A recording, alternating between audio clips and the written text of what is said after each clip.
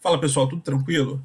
Quem trabalha em unidade coronariana, unidade de terapia intensiva, em algum momento deve ter precisado fazer o uso de um balão intraórtico. Imagine a seguinte situação: paciente com choque cardiogênico, você precisa de dobutamina, você vai aumentando a mina e o paciente continua chocado. Aí não tem muito jeito, né? O balão intraórtico acaba sendo o dispositivo mais disponível nas unidades e é ele que a gente vai utilizar. E o objetivo dessa aula é basicamente a gente vivenciar quais são os efeitos fisiológicos do balão intraórtico, entender mais ou menos como é que é o funcionamento e como esse balão vai melhorar a dinâmica do paciente. Vamos lá, então aqui eu tenho duas situações, né? Eu tenho uma situação onde o balão intraórtico está insuflado e uma situação onde o balão intraórtico ele fica desinsuflado. Importante entender que quando o balão ele insufla, ele vai insuflar na diástole. Quando ele insufla na diástole, ele vai encontrar o quê? Ele vai encontrar a válvula aórtica fechada. Então, quando a válvula aórtica é fechada, o que acontece? Ele vai aumentar o fluxo nessa região. E aumentando o fluxo na região, na raiz da aorta, o que ele vai fazer? Ele vai aumentar a perfusão coronariana, assim como ele vai aumentar a quantidade de sangue que chega justamente nos vasos cervicais. Então, melhora a perfusão cerebral, melhora a perfusão dos vasos coronarianos.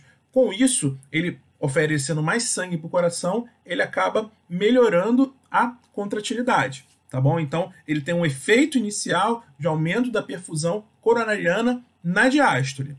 Já na sístole, ele vai esvaziar. Então, ele esvaziando, ele vai gerar uma redução da pressão na raiz da aorta e vai facilitar o escoamento de sangue pelo ventrículo. Então, eu vou ter uma redução da pressão sistólica, então eu vou ter uma facilidade de esvaziamento do coração, tá bom? Se eu tivesse que mostrar isso num gráfico, esse é o gráfico que aparece no display do balão intraórtico. O que acontece? Primeiramente, nós temos uma onda normal sem o auxílio do balão intraórtico. Então, temos a onda tradicional que a gente observa num paciente com PAM. A partir do momento que existe a insuflação do balão, o que acontece? Eu tenho um ganho diastólico. No momento que deveria ser a diástole, você vê que o balão ele insufla basicamente no momento da incisura dicrótica, fechamento da válvula aórtica. Então, existe um ganho diastólico. E você observa que no batimento subsequente, eu tenho uma redução da pressão sistólica. E é através desse mecanismo que o balão intraórtico ele vai tentar equilibrar o paciente, melhorando a oferta e a demanda. Então, eu melhoro a perfusão coronariana e melhoro o débito cardíaco. Os efeitos fisiológicos do balão intraórtico estão sumarizados nessa figura. Se você for olhar a pressão aórtica, como eu já tinha falado no slide anterior, eu vou ter redução da pressão sistólica e aumento da pressão diastólica. Pensando em pós-carga, eu vou ter redução da pós-carga e redução da pré-carga. Fluxo sanguíneo, eu aumento o fluxo sanguíneo coronariano e aumento o débito cardíaco. E como eu melhoro o débito cardíaco, naturalmente eu vou melhorar o fluxo sanguíneo renal. Pensando na pressão de VE, se eu melhoro o escoamento do VE, eu vou reduzir a pressão sistólica e a pressão diastólica final. E por fim, pensando no ventrículo esquerdo, eu vou reduzir o volume do ventrículo esquerdo, eu vou reduzir o esforço de ejeção e vou reduzir a tensão na parede. Como eu tinha falado da balança, imagine sempre essa figura aqui. Balão inflado, eu aumento a oferta. Lembrando que o balão ele infla na diástole, aumenta a oferta de sangue para o coração, aumenta o enchimento coronariano. O balão desinflado, ele facilita o escoamento de sangue pelo coração. Ele vai reduzir a demanda do coração, beleza? Então, esse equilíbrio de oferta e demanda que é importantíssimo no paciente que está em choque cardiogênico, uma situação grave.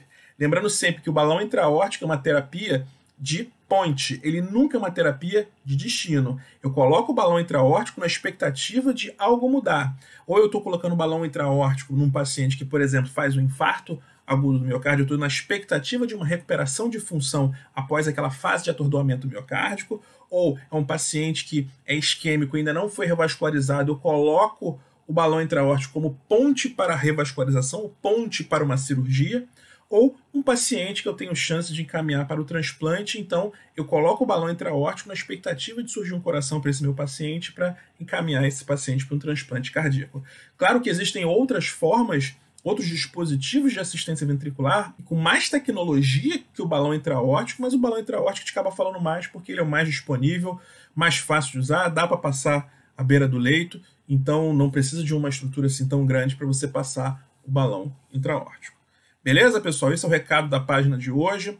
Se você estiver assistindo no YouTube, deixa o seu like pra gente. Se ainda não seguiu o canal, segue lá e marca o sininho para que toda vez que chegar um videozinho novo, você vai receber uma notificação, tá bom? Grande abraço, até o próximo vídeo.